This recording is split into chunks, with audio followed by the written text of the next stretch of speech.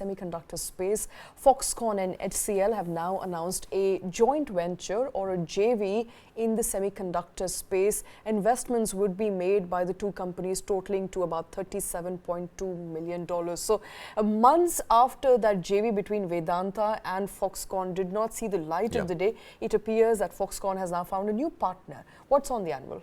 So, Shweta, again, I think, semiconductors, ever since the government of India announced the 76,000 crore rupee outlay on semiconductors, it has had corporate India and global semiconductor players really, come stare at the India opportunity with wide eyes open and really putting their little bets, some not too little bets. So, we've seen, from the Tata Group to Vedanta to Hiranandani to L&T to global players like Micron, all of them wanting to come set up plants in India, and Indian players obviously looking at multiple destinations within India to make their semiconductor investments sort of, go forward. Now, what we are seeing in the case of HCL and Vedanta is that it's not likely to be a pure play manufacturing setup in India. It is what is referred to in the semiconductor business as an OSAT.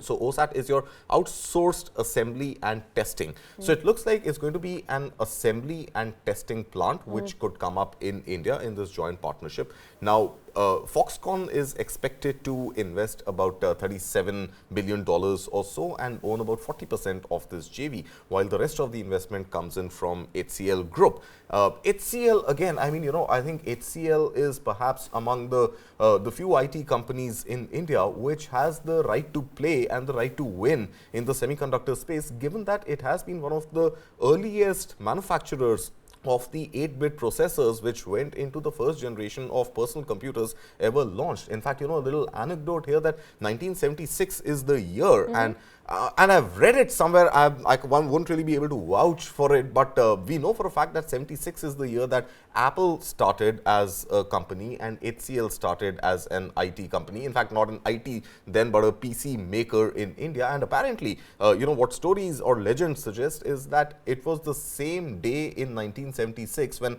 Apple rolled out its first computer and HCL rolled out its first processor chip, 8-bit processor chip. So, obviously, it is one company which has the right to play and the right to succeed. So, the first movers advantage in the manufacturing of chips, manufacturing of semiconductor space. But what we've seen over the last, 15 odd years is that HCL Tech, the IT services company, has actually become the bellwether, has become the flag bearer of the HCL Group.